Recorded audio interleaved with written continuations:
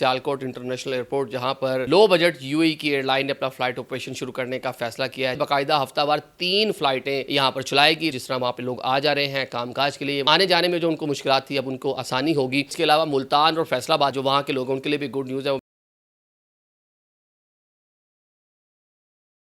अस्सलाम वालेकुम नाज़रीन, मैं हूँ आदिल निज़ामी और आप देख रहे हैं मेरा डिजिटल चैनल। पाकिस्तान का एक एयरपोर्ट सियालकोट इंटरनेशनल एयरपोर्ट, जहाँ पर एक लो बजट यूएई की एयरलाइन ने अपना फ़्लाइट ऑपरेशन शुरू करने का फ़ैसला किया है। जनाब, मैं एयरलाइन बात कर रहा हूँ एयर अरेबिया की।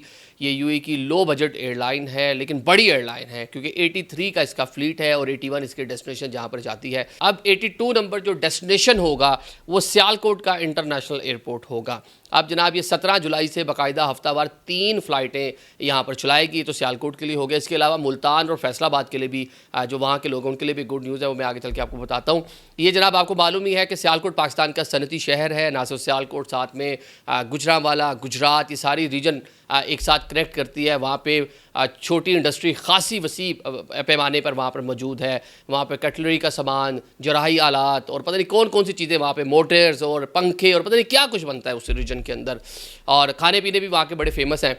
तो ये बड़ा अच्छा होगा पाकिस्तान की इस रीजन के लिए कि डायरेक्टली यूएई के लिए वहाँ पर फ्लाइट ऑपरेशन शुरू हो गया है। वहाँ पैसेंजर तो आए जाएंगे ही, लेकिन साथ साथ जो मुकामी मसनूआत हैं उनको भी आसानी से आप वहाँ पर ट्रांसपोर्ट कर पाएंगे। अब सेकेंडली जनाब, इसी एयरपोर्ट के ऊपर वहाँ की एक डोमेस्टिक एयरलाइन, आपको मालूम है एयर ही वहाँ का निजी शोबा ही सामो इस एयरपोर्ट को भी मैनेज करता है। उन्होंने जनाब कराची से भी वीकली एक फ़्लाइट शुरू कर ली है।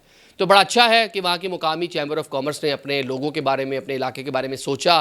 पहले एक एयरलाइन बनाई, एयरपोर्ट पे निजी शोबा उसको चला रहा है मिलके। तो अब आहिस्ता आहिस्ता नए डेस्टिनेशन भी शुरू कर रहे हैं, जहाँ से उनके इलाके को, उनकी रीजन को खासा फ़ायदा हो रहा है, क्योंकि चैम्बर, बिजनेसमैन कम्युनिटी, वो सारे मिल के इन चीज़ों को रन कर रहे थे। तो वो मिल के ही सारी चीज़ें टारगेट कर रहे हैं और वो डेस्टिनेशन कोशिश कर रहे हैं कि उनको वहाँ तक एक्सेस दी जा सके जहाँ से उनकी इंडस्ट्री मुंसलिक है।